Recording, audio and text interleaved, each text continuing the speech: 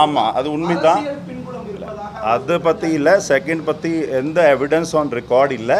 First பற்றி அவர் சொன்னது ஆமாம், இது ஆகஸ்ட் 2023 8வது மாதம் ஆகஸ்ட்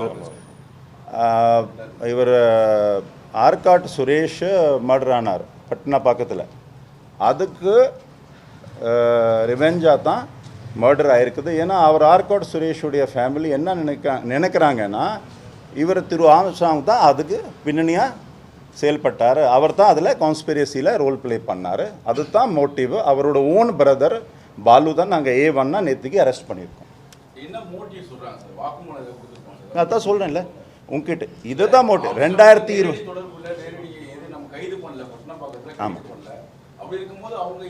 அவங்க நான் சொன்னல நினைக்கிறாங்க, அவங்க அப்படி நினைக்கிறாங்க.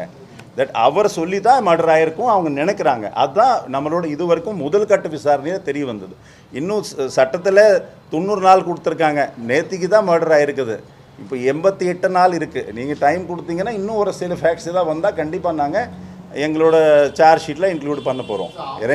ரெண்டு நாள் கூட ஆகலை, 23 நாள் மேலே இப்போ தான் முடியுது. விசாரிச்சுட்டு இது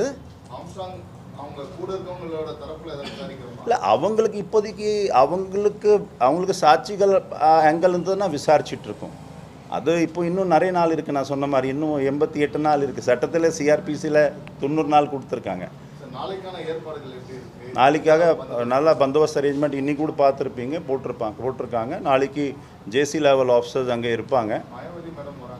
ஆமாம், சொன்னாங்க. அது பந்தோபஸ்த் அரேஞ்ச்மெண்ட்ஸ்.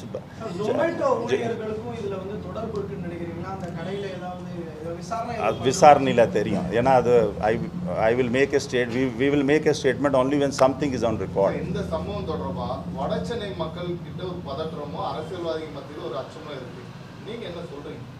இதுக்கு முன்னாடி கூட நான் சொன்ன மாதிரி நிறைய மர்டர் கேஸ் ஆகட்டும், நிறைய ஆன்டி சோஷியல் எலிமெண்ட்ஸு, கஞ்சா, குட்கா, சூதாட்டம், whatever ப்ராஸ்டியூஷனுக்கு அகேன்ஸ்டாக உங்களுக்கு தெரியும் கடமை நடவடிக்கை எடுத்துகிட்டு இருக்கோம். உங்களுக்கு தெரியும், நீங்கள் பார்த்துருப்பீங்க. எந்த விதமான அதில் ஒரு காம்ப்ரமைஸ் கிடையாது, எந்த விதமான அதில் டாலரன்ஸ் கிடையாது. ஸோ எல்லா டைப் ஆஃப் இல்லீகல் ஆக்டிவிட்டீஸுக்கு அகேன்ஸ்டாக எதிராக தினமும் நீங்கள் கேஸ் பார்த்துட்ருப்பீங்க. தினமும் கேஸ் போட்டு அடுத்த குற்றவாளி whatever பாசிபிள் இந்த லா புக் நாங்கள் பண்ணிகிட்ருக்கோம். அதனால் அப்படி ஒன்றும் மக்கள் எதுவுமே கவலைப்பட வேண்டாம். சரிங்களா?